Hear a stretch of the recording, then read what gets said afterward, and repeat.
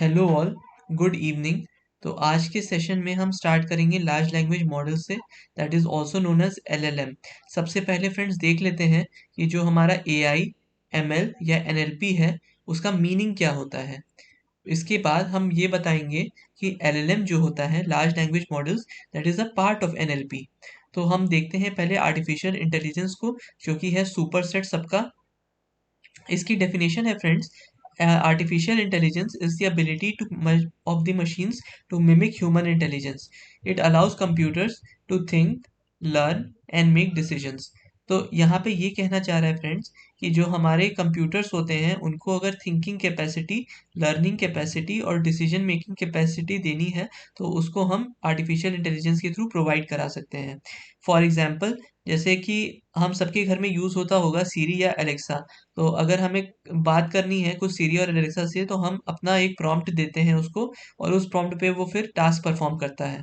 इसके बाद आता है सेल्फ ड्राइविंग कार्स। अब सेल्फ ड्राइविंग कार्स का फ्रेंड्स ये है कि ये कार्नेगी मेलन यूनिवर्सिटी ने स्टार्ट किया था और उसके बाद से ये प्रचलन में है।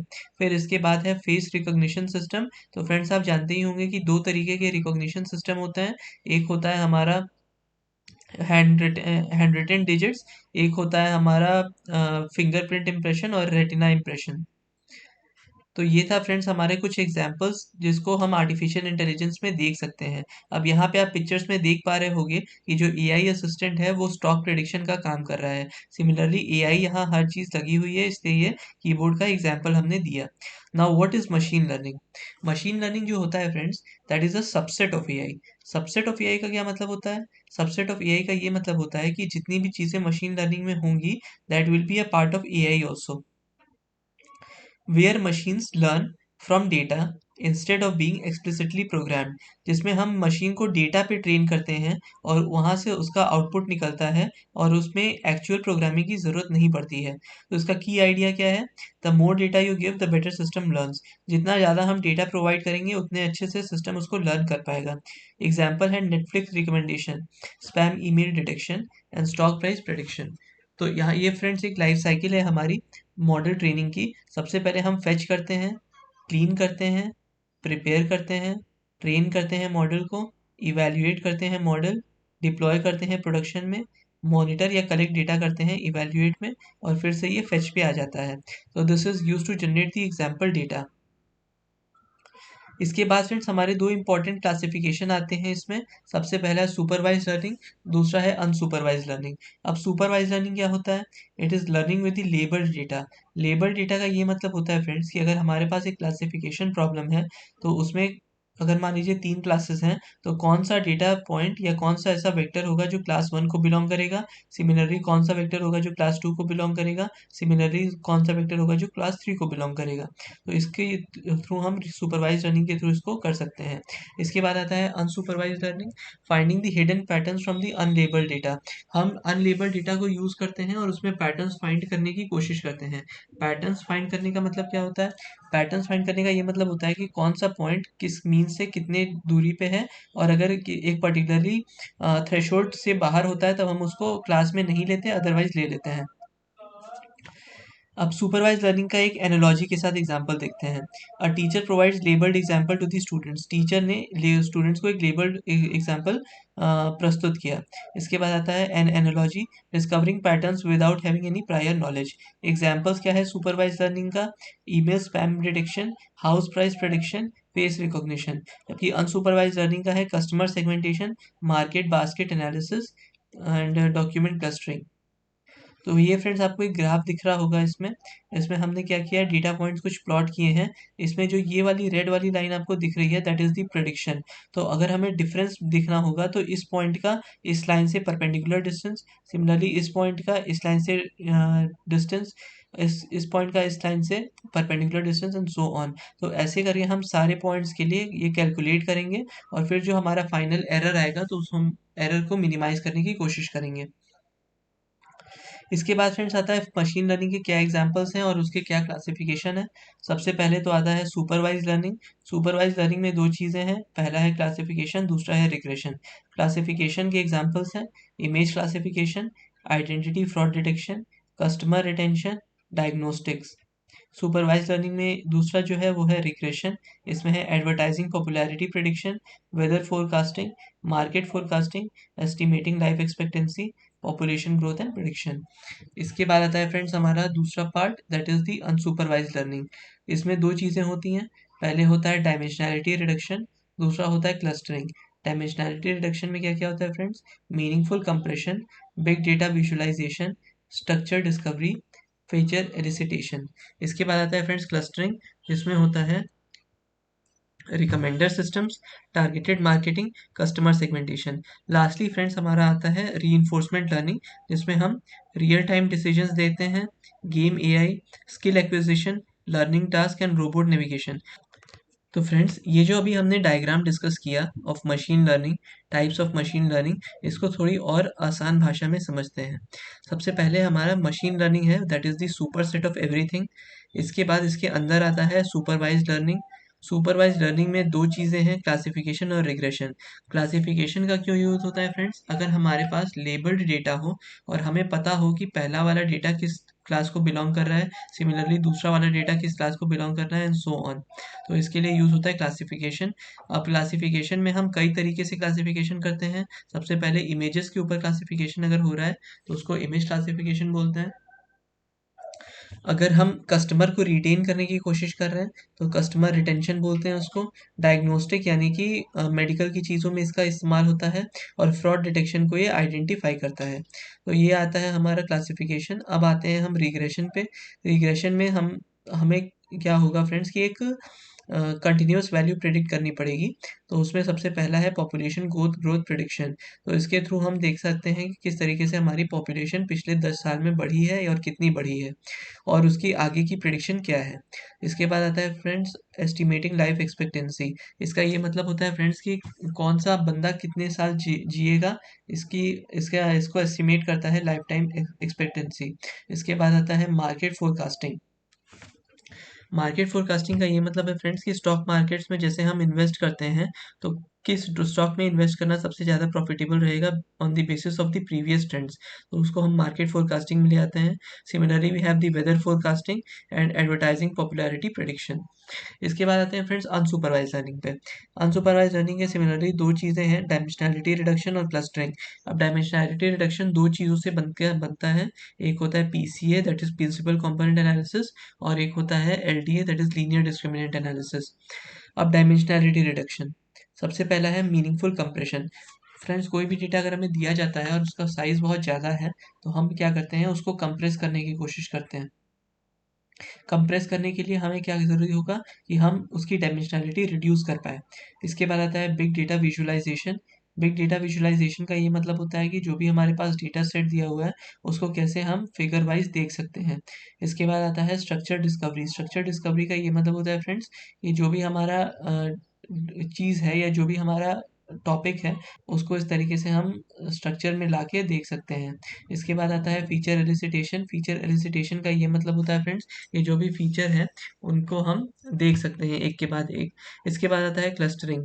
क्लस्टरिंग में आता है friends recommender system. Recommender system मतलब जैसे हम बुक माई शो पे जो मूवीज़ आती हैं या जो सीरीज़ आती हैं, उनको रिकमेंड करते हैं यूजिंग दी आउटपुट।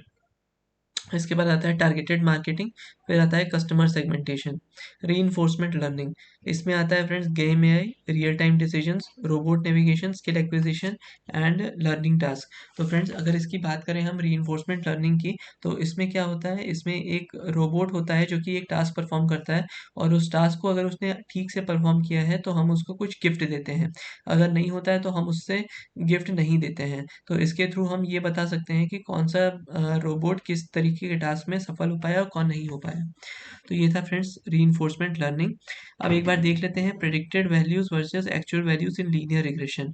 ये जो स्ट्रेट लाइन है फ्रेंड्स 45 डिग्री वाली, ये हमें बताएगा कि ये प्रेडिक्टेड आउटपुट्स क्या है, और जो ब्लू डॉट्स हैं that will be actual points. तो हम इस पॉइंट से इस पे परपेंडिकुलर डालेंगे, सिमिलरली इस पॉइंट से इस पे परपेंडिकुलर डालेंगे, एंड सो ऑन। तो उसमें क्या होगा फ्रेंड्स, उसमें हमें ये पता चल पाएगा कि कितना एरर है between the actual values and the predicted values. Now what is deep learning? Deep neural network का थोड़ा आर्किटेक्चर देख लेते हैं पहले। तो डीप न्यूरल नेटवर्क या डीप लर्निंग में हम यूज़ करते हैं आर्टिफिशियल न्यूरल नेटवर्क और multiple layers of artificial neural network हम यूज़ करते हैं। तो सबसे पहले इसमें देख लेते हैं डेटा लोडिंग कैसे होता है। हमें इनपुट पास किया हुआ होता है given number of dimension, similarly input 2 होता है, इनपुट 3 होता है। हिडन लेयर 1 में कुछ नोड्स होते हैं। इनपुट लेयर से हिडन लेयर में ये हमारे जो वेट्स हैं वो पास हो रहे हैं। उसके बाद हिडन लेयर 2 होते हैं, तो हिडन लेयर 1 से 2 में ये पास हो रहा है। सिमिलरली 2 और से 3 में ये पास हो रहा है, एंड सिमिलरली 3 से आउटपुट में कुछ पास हो रहा है। तो हमारे पास इनपुट है। अगर हम CNN की बात करें तो इसमें कन्वोल्यूशनल लेयर्स होते हैं, पूलिंग लेयर्स होते हैं, फिर कन्वोल्यूशनल लेयर्स होते हैं, फिर पूलिंग लेयर्स होते हैं, एंड सो ऑन। फिर बाद में क्या होता है, फुली कनेक्टेड लेयर्स होते हैं और हमें ये आउटपुट मिल जाता है। इसका ये मतलब है फ्रेंड्स कि जो भी कन्वोल्यूशनल लेयर है उससे हम एक पर्टिकुलर वैल्यू उठाते हैं जो कि रिप्रेजेंट करता है दैट इंटायर लेयर, और आगे फिर उसी को यूज करते हैं। Input layer in an ANN, input layer होता है हमारा 6x1 x2 x3 x4। Hidden layer होता है ये गिवन नोड्स, देन ये गिवन नोड्स, और आउटपुट लेयर होता है ये y1 ये y2। इसके बाद फ्रेंड्स अगर देखें हम इनपुट में, तो हमने एक ब्लैक को कैट को देखा। इसके बाद आता है convolutional layer 1, convolutional layer 2, and so on up till 3 तक। फिर उसके बाद फुली कनेक्टेड लेयर और आउटपुट लेयर। तो इस पूरे चीज़ को हम फीचर एक्सट्रैक्टर कहते हैं, और यहाँ से आउटपुट जो निकलता है उसको क्लासीफायर कहते हैं। Deep learning, deep learning is the subset of machine learning that uses neural networks inspired by human brain. Deep learning होता है एक सबसेट होता है मशीन लर्निंग का जो न्यूरल नेटवर्क्स को यूज करता है, और ये न्यूरल नेटवर्क्स जो होते हैं those are depicted as a form of human brain. तो friends it is used for image recognition, speech recognition, autonomous driving and so on. अब इसके बाद फ्रेंड्स हम इसमें डिफरेंस देख लेते हैं। सबसे पहले आता है AI, फिर आता है ML, फिर आता है डीप लर्निंग। तो फीचर में सबसे पहले आता है डेफिनेशन में AI, broad concept of intelligent machines. ML, learning from data. Deep learning, neural network based learning. Scope wide होता है, मीडियम, नैरो। एग्जाम्पल आता है chatbots for AI, for ML recommendation systems, for deep learning image recognition. Simple analogy जो है वो है AI equal to whole universe, ML equal to one planet, deep learning equal to one country. तो friends इसको हम ऐसे भी देख सकते हैं कि अगर हमें डिफरेंस निकालना है between AI, machine learning and deep learning, तो कैसे कैसे हम देख सकते हैं। सबसे पहले आता है फीचर, ये है डेफिनेशन। तो AI जो होता है उसकी डेफिनेशन है it is the broad concept of intelligent machines. तो कोई भी फ्रेंड्स हमारे पास मशीन होती है, अगर उसको हम प्रोग्रामेबल बना पाए या फिर डेटा यूज़ करके उसकी वैल्यूज़ जनरेट कर पाए, तो हम उसको इंटेलिजेंट मशीन्स कहते हैं। ML, learning from data. ML का मतलब ये होता है फ्रेंड्स कि जो भी हमारा डेटा एक पर्टिकुलर गिवन है for a given set of examples, हम उसको यूज़ कर रहे हैं और उससे लर्निंग परफॉर्म कर रहे हैं। इसके बाद आता है friends deep learning. Deep learning में क्या होता है, इसमें न्यूरल नेटवर्क बेस्ड ट्रेनिंग होती है। दूसरा फीचर देखते हैं स्कोप। AI का स्कोप है वाइड, ML का है मीडियम, डीप लर्निंग का है नैरो। अब फ्रेंड्स ये इससे भी हम देख सकते हैं कि AI is the superset of ML which in turn is the superset of deep learning. तो जैसे जैसे हम आगे बढ़ते जाएंगे डीप लर्निंग के बाद और भी एक कुछ नेटवर्क्स देखेंगे, तो उनका स्कोप कम होता जाएगा। इसके बाद आता है example chatbots, recommendation system and image recognition. अब एक एनालॉजी हम देखें तो AI जो होता है उसको हम कंसिडर कर सकते हैं एज होल यूनिवर्स, बिकॉज इतनी ज़्यादा उसमें चीज़ें हैं कि हम उसको गिन नहीं सकते। इसके बाद आता है ML that is equal to one planet. इसके बाद आता है deep learning that is equal to one country. अब फ्रेंड्स हम देखते हैं नेचुरल लैंग्वेज प्रोसेसिंग के बारे में।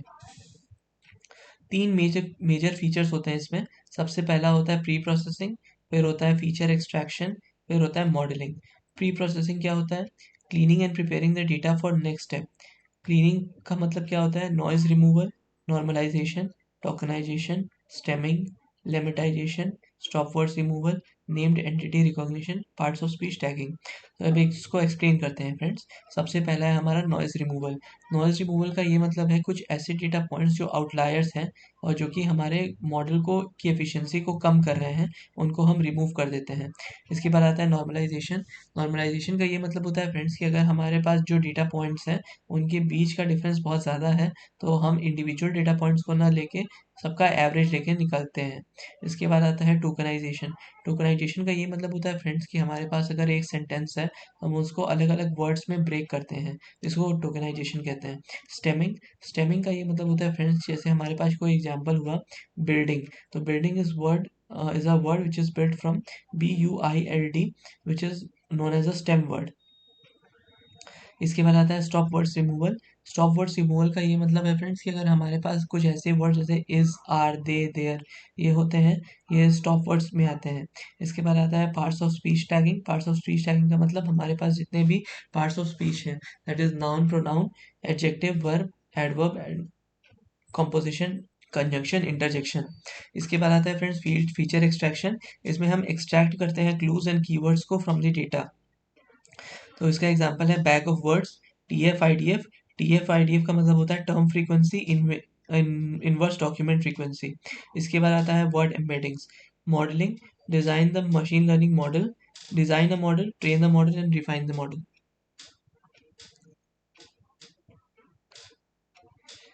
अब फ्रेंड्स नेचुरल लैंग्वेज प्रोसेसिंग जो सिस्टम है उसमें कुछ एग्जांपल्स हम देख लेते हैं। पहले है रिस्पांस जनरेशन। रिस्पांस जनरेशन का ये मतलब होता है फ्रेंड्स कि हम एक प्रॉम्प्ट देते हैं मशीन लर्निंग को, और वो उस पर कंटेंट बना के हमें जनरेट करके देता है। आर्टिफिशियल डायलॉग, हम चैटबॉट्स के थ्रू इंटरेक्ट करते हैं, तो उससे क्या होता है फ्रेंड्स, उससे हमें ये डायलॉग जो होता है that is between an AI and a human.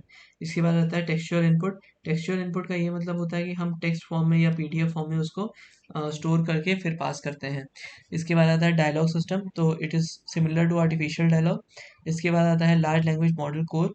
इसमें हम क्या करते हैं फ्रेंड्स कि LLM को यूज़ करते हैं और उसको कोर मॉडल के फॉर्म में इस्तेमाल करते हैं। इसके बाद आता है कन्वर्सेशनल एजेंट। इसके थ्रू हम कन्वर्सेशन करते हैं। इसके बाद आता है neural net architecture. Neural architecture का मतलब होता है कि जैसे ह्यूमन ब्रेन है, उसकी चीज़ों को मिमिक करना। इसके बाद आता है सिस्टम डिज़ाइन। सिस्टम डिज़ाइन में जैसे हम नॉर्मल सिस्टम डिज़ाइनिंग करते हैं उस तरीके से इसको यूज़ कर सकते हैं। इसके बाद आता है टेक्स्ट कॉम्प्रीहेंशन। टेक्स्ट कॉम्प्रीहेंशन का क्या मतलब होता है फ्रेंड्स, कोई भी हमारे पास टेक्स्ट दिया हुआ तो उसकी सेंटिमेंट क्या है, सेंटिमेंट एनालिसिस करते हैं।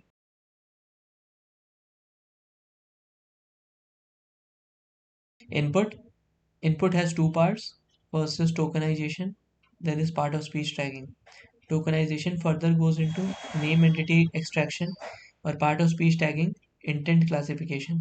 Name entity extraction और intent classification को combine करेंगे तो semantic parsing आएगा, उसके बाद आ जाएगा context tracking। अब फ्रेंड्स NLP का एग्जाम्पल देखते हैं। तो एग्जाम्पल है कुछ इस तरीके से, a dog is chasing a boy on the playground. उसमें डॉग जो है that is a noun, chasing है that is a verb, boy है that is a noun, on है that is a preposition, playground है that is a noun. अब हम इन दोनों को यूज करके क्या करेंगे फ्रेंड, सिमेंटिक एनालिसिस करेंगे। सिमेंटिक एनालिसिस में हमने डॉग को D1 लिया, बॉय को B1 लिया, प्लेग्राउंड को P1 लिया, चेजिंग को D1 B1 P1 लिया। Scared x if chasing x, तो स्केयर्ड आ जाएगा हमारा B1 में, तो ये इन्फरेंस होगा कि हम स्केयर्ड हो गए हैं उसके थ्रू। इसके बाद फ्रेंड्स होता है लेक्सिकल एनालिसिस और पार्ट ऑफ स्पीच ट्रैकिंग। तो इसके थ्रू हम कर सकते हैं सिंटैक्टिक एनालिसिस या पार्सिंग भी हम कर सकते हैं। नेचुरल लैंग्वेज अंडरस्टैंडिंग, इसके फ्रेंड्स 3 क्लासिफिकेशन है। पहला है लेक्सिकल एम्बिग्विटी, दूसरा सिंटैक्टिकल एम्बिग्विटी, तीसरा रेफरेंशियल एम्बिग्विटी। इसके बाद आता है नेचुरल लैंग्वेज जनरेशन। इसमें आता है text planning, sentence planning and text realisation. Natural language understanding में हमारा आता है सबसे पहले लेक्सिकल एम्बिग्विटी। इसका ये मतलब होता है फ्रेंड्स कि जो भी हमारा सेंटेंस दिया हुआ है उसको हम कैसे कैसे लेक्सिकल टोकन्स में डिस्ट्रीब्यूट कर सकते हैं। इसके बाद आता है सिंटैक्टिकल एम्बिग्विटी। इसका ये मतलब होता है फ्रेंड्स कि जो भी सिंटैक्स एनालिसिस है उसको कैसे हम परफॉर्म कर सकते हैं। रिफरेंशियल एम्बिग्विटी, रिफरेंशियल एम्बिग्विटी का मतलब हम कैसे रेफरेंस लेके दो या दो से ज़्यादा चीज़ को नेचुरल लैंग्वेज अंडरस्टैंडिंग में प्राप्त कर सकते हैं। नेचुरल लैंग्वेज जनरेशन, सबसे पहला है इसमें टेक्स्ट प्लानिंग, फिर है सेंटेंस प्लानिंग, फिर है text realisation. NLP is a field of AI that helps machines understand and process human language. तो NLP जो होता है फ्रेंड्स, वो एक ऐसा फील्ड है AI का जिसके थ्रू हम ह्यूमन लैंग्वेज को प्रोसेस कर सकते हैं और अंडरस्टैंड कर सकते हैं। क्या क्या टास्क इसके अंडर परफॉर्म होता है? पहला होता है टेक्स्ट क्लासिफिकेशन, दूसरा होता है लैंग्वेज ट्रांसलेशन, तीसरा होता है सेंटिमेंट एनालिसिस। एग्जाम्पल है इसका Google translate, chat GPT, voice typing. Google translate में हम क्या करते हैं फ्रेंड्स? गूगल ट्रांसलेट में सबसे पहले हमें एक सेंटेंस दिया हुआ होता है, उसको हम इंग्लिश में कन्वर्ट करते हैं या अपने चॉइस की किसी भी लैंग्वेज में कन्वर्ट कर सकते हैं। Chat GPT totally text generation के लिए है, कुछ भी हम इसमें प्रॉम्प्ट डालते हैं तो वो उसके ऊपर टेक्स्ट जनरेट करके हमें दे देता है। वॉइस टाइपिंग का ये मतलब है फ्रेंड्स कि वो वॉइस को यूज़ करता है और साइमल्टेनियसली उसको वर्ड्स में कन्वर्ट करके शो करता है। इसके बाद आता है real life use cases. Real life use cases में स्मार्टफोन्स जो है उसमें वॉइस असिस्टेंट यूज़ होता है। ई कॉमर्स जो है उसमें प्रोडक्ट रिकमेंडेशंस यूज़ होता है। ट्रांसपोर्टेशन जिसमें सेल्फ ड्राइविंग कार्स में यूज़ होता है। हेल्थ केयर डिजीज प्रेडिक्शन में होता है। एंटरटेनमेंट मूवी सजेशंस में। तो एक बार फिर से देख लेते हैं friends real life use cases. पहला है स्मार्टफोन्स। स्मार्टफोन्स जो आजकल यूज़ हो रहे हैं फ्रेंड्स, उसमें कई सारे ऐसे फीचर्स हैं जो कि लार्ज लैंग्वेज मॉडल्स के थ्रू ही जनरेट हो सकते हैं, that is a voice assistant. दूसरा है ई कॉमर्स। ई कॉमर्स का ये मतलब है कि कोई भी प्रोडक्ट अगर हमने अमेजन से या फ्लिपकार्ट से लिया तो उसके हम रिकमेंडेशन दे सकते हैं और रिकमेंडेशन देख भी सकते हैं। तीसरा है transportation, self driving cars.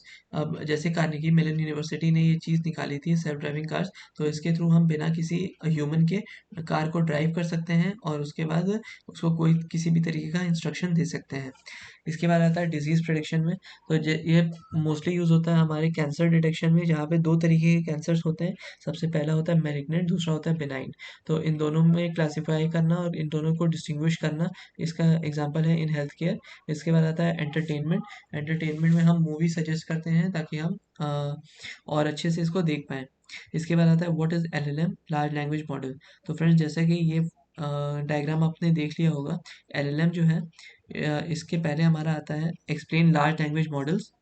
Large language models this is the user provided text. इसके बाद आता है इनपुट प्रिपरेशन स्टेप्स। इसमें जाता है LLM, a pre-trained LLM that can follow the basic instructions and generate text. इसके बाद आता है output processing steps. Large language models are advanced, LLM generated output text. एक बार इसको समझ लेते हैं फ्रेंड्स। सबसे पहला है एक्सप्लेन लार्ज लैंग्वेज मॉडल्स। इसमें ये यूज़र डिफाइंड टेक्स्ट है। इसके बाद आता है इनपुट प्रिपरेशन स्टेप्स, जिसमें हम टोकनाइजेशन करते हैं, स्टेमिंग करते हैं एंड सो ऑन। इसके बाद आता है LLM। LLM is large language model, a pretrained LLM that can follow basic instruction and generate text. ये क्या करेगा, जो जो भी इसको कंडीशन दिया हुआ होगा या जो भी इसको सेंटेंस इंस्ट्रक्शन दिया हुआ होगा उसको यूज़ करके जनरेट करेगा टेक्स्ट को। आउटपुट प्रोसेसिंग स्टेप्स, जो भी हमारा आउटपुट आता है उसको किस तरीके से हम जेसन फॉर्म में या स्ट्रिंग फॉर्म में देख सकते हैं, उसको यूज़ करता है। फिर फाइनली लार्ज लैंग्वेज मॉडल्स का आउटपुट जनरेट होता है। अब फ्रेंड्स एक बार ये वाला डायग्राम देख लेते हैं, ये बहुत इंपॉर्टेंट है, ये ओवरऑल फ्लो बताता है हमारा। तो सबसे पहले है यूज़र इंटरफेस। इसमें पहले तो जाएगा यूज़र रिक्वेस्ट, इनपुट प्रोसेस होगा, अंदर आएगा नेचुरल लैंग्वेज प्रोसेसिंग में। इसके बाद इन्फॉर्मेशन यहाँ से एक्सट्रैक्ट होगा। डायलॉग मैनेजमेंट, इसको हम फुली कनेक्टेड न्यूरल नेटवर्क भी कह सकते हैं और ये नॉलेज बेस से कनेक्टेड है। सिमिलरली यहाँ से रिक्वेस्ट आएगा, नेचुरल लैंग्वेज जनरेशन जनरेट होगा, आउटपुट प्रोसेसिंग होगी, चैटबॉट से रिस्पॉन्स आएगा और यूज़र इंटरफेस के बाद रिस्पॉन्स आ गया। अभी के बाद उसको समराइज कर लेते हैं फ्रेंड्स। सबसे पहले हमारा यूज़र इंटरफेस। यूज़र इंटरफेस ऐसा कोई भी तरीका हो सकता है, लाइक यूजिंग द API, कि हम उसमें उसको एंटर कर दें और जब हम एंटर करें तो हमारे सिस्टम से वो कनेक्ट हो जाए। इसके बाद आता है natural language understanding. Natural language processing या natural language understanding is a thing जिसके थ्रू हम अलग अलग चीज़ों को, अलग अलग लैंग्वेजेस को डिटेक्ट कर सकते हैं और जो इनपुट में इसको मिला है उसको आउटपुट में किस तरीके से जनरेट करना है वो देख सकते हैं। इसके बाद आता है natural language generation. Natural language generation का ये मतलब होता है फ्रेंड्स कि जो भी हमने टेक्स्ट दिया हुआ है उसको कैसे हम ऑब्टेन कर सकते हैं और उससे कैसे हम जनरेट कर सकते हैं टेक्स्ट को। तो ये था फ्रेंड्स इस डायग्राम का एग्जांपल। फ्रेंड्स अब देखते हैं थोड़ा सा इसमें क्वेरी की और वैल्यू के फॉर्म में, जिसके थ्रू हम डिटरमाइन कर सकते हैं कि किस तरीके से हमारा मॉडल वर्क करेगा। सबसे पहला क्वेरी। क्वेरी में क्या आता है, data visualisation, embedding powers, users to. Key में आता है data visualisation, EM powers users to. Similarly value में भी आता है data visualisation, EM powers users to. इसके बाद हम क्या करेंगे फ्रेंड्स, इसके बाद हम डॉट प्रोडक्ट लेते हैं दो वेक्टर्स का। क्यू का और की का। उसके बाद हम क्या करते हैं, स्केलिंग करते हैं। उसके बाद हम सॉफ्ट मैक्स लगाते हैं ड्रॉप आउट्स के साथ, तो हमें आउटपुट मिल जाता है। आउटपुट में हम वैल्यू के साथ इसको अलाइन कर देते हैं। तो ये था फ्रेंड्स इसका टेक्स्ट जनरेशन का फ्लो।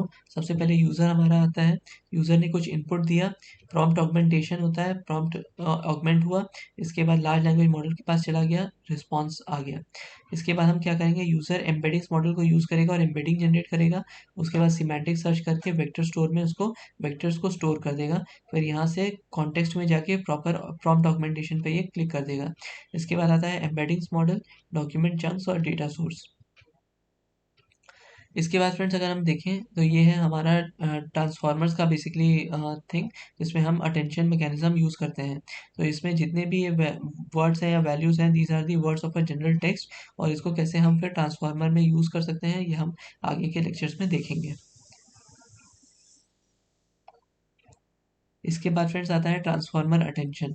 तो लार्ज लैंग्वेज मॉडल्स को अगर हम बात करें, it is a type of AI model trained on huge amounts of text data to understand and generate human like language. तो लार्ज लैंग्वेज मॉडल्स जो होता है फ्रेंड, वो एआई मॉडल ट्रेंड होता है, और वो क्या करता है, उसको huge amounts of text data generate करता है, और उसको जनरेट करके ह्यूमन लाइक लैंग्वेजेस में शो भी करता है। अब आता है की फीचर्स। की फीचर्स में आता है सबसे पहले अंडरस्टैंड द कॉन्टेक्स्ट, मतलब जो भी हम उसको प्रॉम्प्ट दे रहे हैं अपने जीपीटी को या अपने लार्ज लैंग्वेज मॉडल को, तो उसका कॉन्टेक्स्ट समझना, कॉन्टेक्स्ट के बेसिस पे उसका टेक्स्ट जनरेट करना। अगर उस कॉन्टेक्स्ट में हमारा क्वेश्चन आंसर कोई है तो उसको आंसर करना, और फाइनली अगर हमें कोड जनरेट करना है तो कोड भी जनरेट करके देता है हमें। Popular LLM examples, LLM examples के प्रॉपर वैल्यूज जो हैं वो हैं GPT that is generative pretrain transformer, BERT bidirectional encoder representations for transformers. Difference क्या है हमारा, GPT it is good at text generation, BERT is good at understanding text.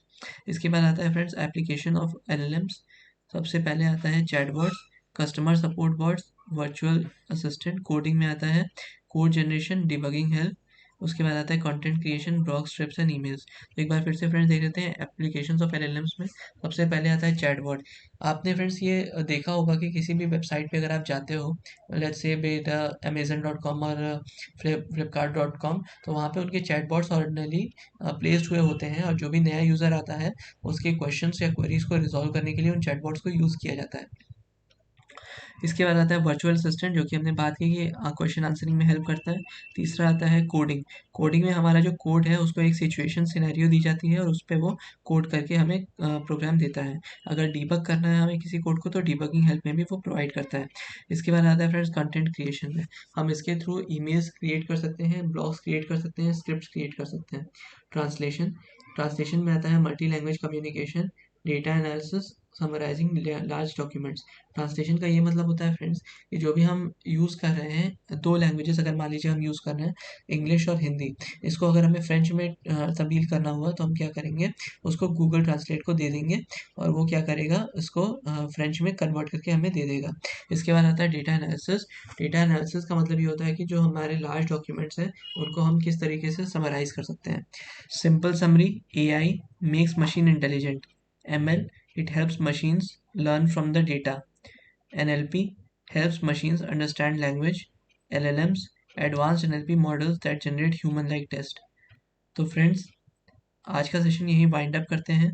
अगर आपके कुछ डाउट्स हैं तो आप उसमें को ग्रुप में शेयर कर दीजिएगा। नेक्स्ट क्लास से पहले हम उसको डिस्कस कर लेंगे।